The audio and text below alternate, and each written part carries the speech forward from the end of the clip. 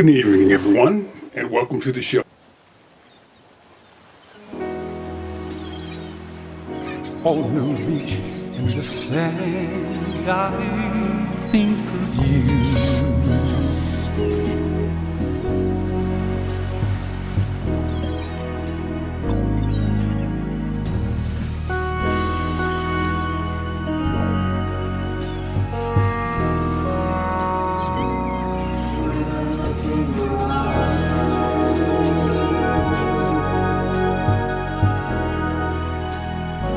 I think of you.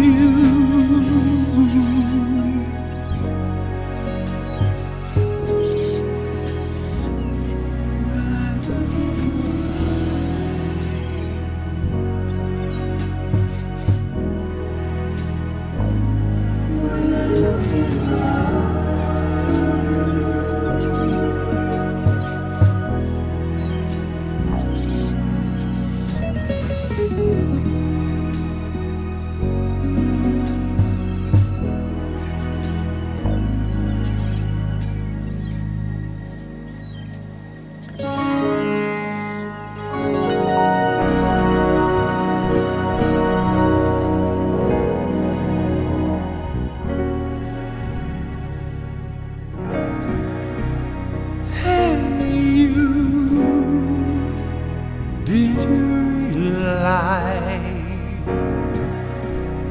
I love you all my life? And when you're gone, I'm all alone.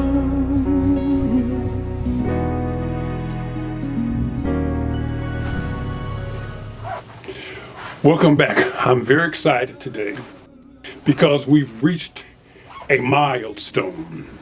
When we began this journey, I wanted to make videos of my audiobook so I could explain everything chapter to chapter, because I know the whole concept of all this, of the book Ungodly Gods, is a very complicated one.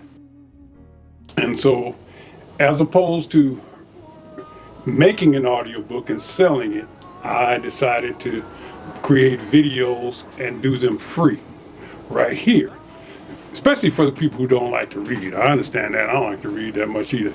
So anyway, I had a fantasy, and my fantasy was to physically perform the last chapter of the book, so I could play a role, so I could pretend to be Denzel Washington. I wasn't trying to be Denzel Washington, but I was trying to be, I don't know. But anyway, I was able to do that, and I'm about to perform chapter 69, the last chapter of the book, myself. But first, I had to make sure I was in shape. So I went to the gym.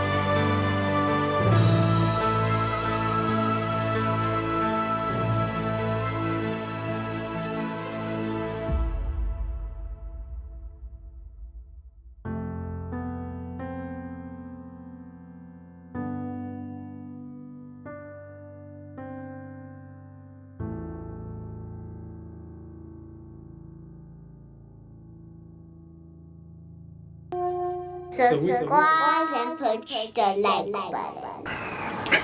Okay, welcome back. That's just some of the things a 66-year-old man has to do to keep up. But anyway, so now, I would like to show you chapter number 69, graduation. This is where Jesus is graduating from the mystery schools of Egypt. And I'm going to be playing the part of Hermes. And I hope you enjoy it. Chapter 69, Graduation. The final day was held in this the year of our Lord. Master Hermes addressed the class and all of the associated friends and family that could attend. He then spoke these words. Did you know, my students, that Egypt is an image of heaven? Or to speak more exactly, all operations and the powers which rule and work in heaven are present in the earth below. In fact, it should be said that the whole cosmos dwells in this our land as in a sanctuary.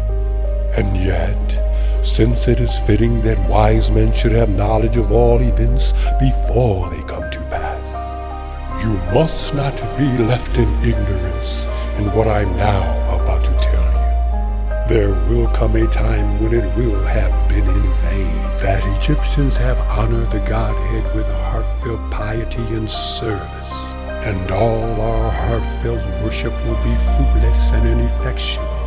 The gods will return from earth to heaven. Egypt will be forsaken, and the land that was once the home of religion will be left desolate, bereft of the presence of its deities. Egypt, oh Egypt, of thy religion nothing will remain but an empty tale, which thine own children in time to come will not believe, and nothing will be left but graven ruins, and only the stones will tell of thy piety. And in that day men will be weary of life, and they will cease to think the universe worthy of reverent wonder and worship. They will no longer love this world around us, this incomparable work of God, this glorious structure that He has built, the sum of good made of many diverse forms. This instrument where the will of God operates in that which He has made, ungrudgingly favoring man's welfare. This combination and accumulation of all the manifold things, the veneration, praise, and love of the beholder, then darkness will be preferred to light, and death thought to be more profitable than life. No one will raise his eyes to heaven. The pious will be deemed insane, and the impious the wise one. The madman thought a brave man. The wicked will be esteemed as good, and as for the soul and the belief that it is immortal by nature, or may hope to obtain immortality, as I have taught you, all this they will mock, and even persuade themselves that it is false. No words of reverence or piety, no utterance worthy of heaven will be heard or believed. So the gods will return to the heavens from mankind. Such a grievous thing, and only evil angels will remain and will mingle with man, and drive the poor wretches to all manners of reckless crime, into wars and robberies and frauds, and all things hostile to the nature of the soul. Then will the earth tremble and the sea bear no ships.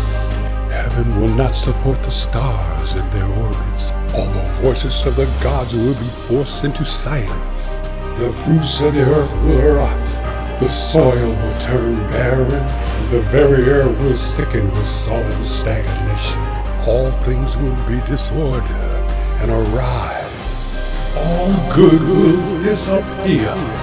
But when all this has befallen, my students, then God, the creator of all things, will look upon this that has come to pass. Then He will stop the disorder by the mere counterforce of His will. He will call back to the right path those who have gone astray. He will cleanse the world of evil, washing it away with floods, burning it away with the fiercest fire, and will expel it with war and pestilence again.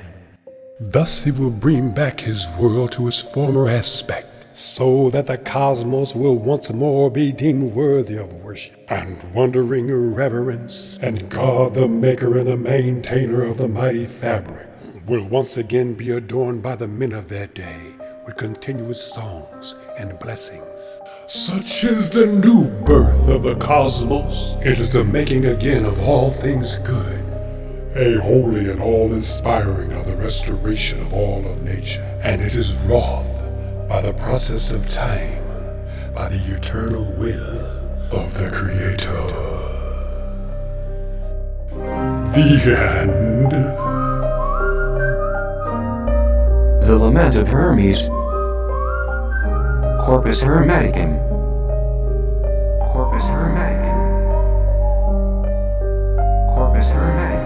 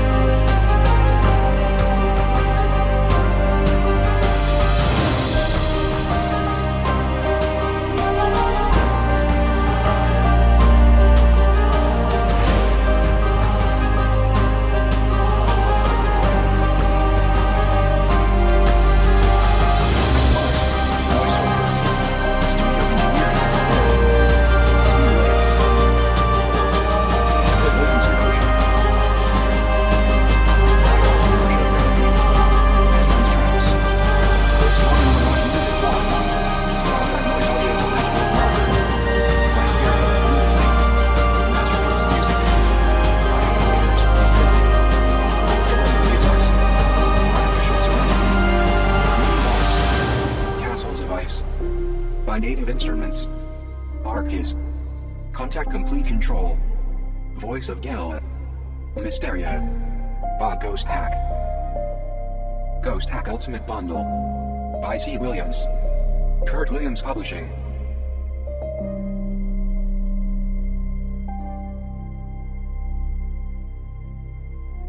Subscribe and push the like button.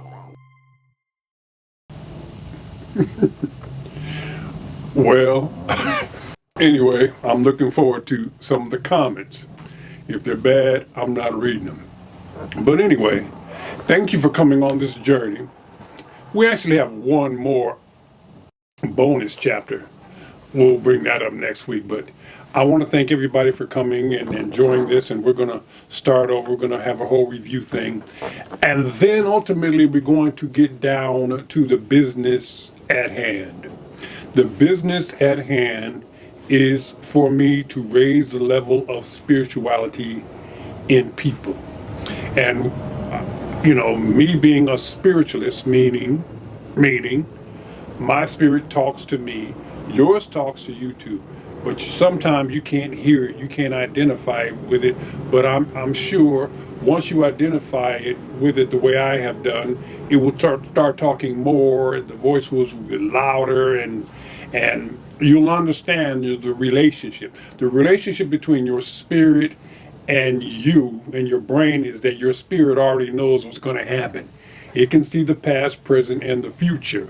It knows your mission here. You should not be following your brain. You should be following it. In order to become a spiritualist, that's when you actually get to the level where you have decided, where you have realized that your avatar, your body means nothing. The spirit, everything is about the spirit. Your body is here to serve it, not the other way around. The difference between a spiritualist and a non-spiritualist is just that understanding. Curt Williams, the avatar, is here to serve Big Curt, the spirit. And once you realize that the relationship goes that way and you decide to do what it wants you to do, because your brain is going to want to do all kinds of things. Your brain is going to want to manifest. Well, it shouldn't be doing that. You should be following the spirit, which has already devised a plan for you. So anyway, thank you guys for coming, and we will see you on the next show. Don't forget to like and just subscribe. I love everybody. Love me too, love me too, love me too.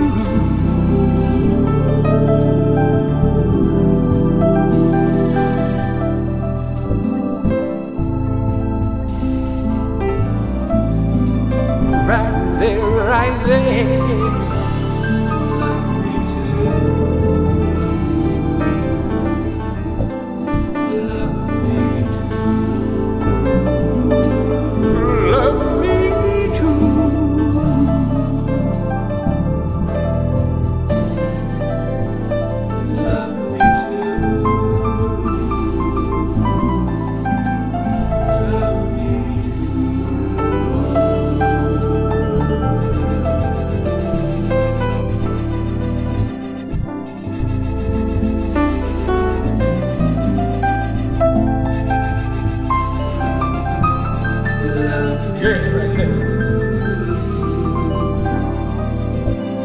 Love me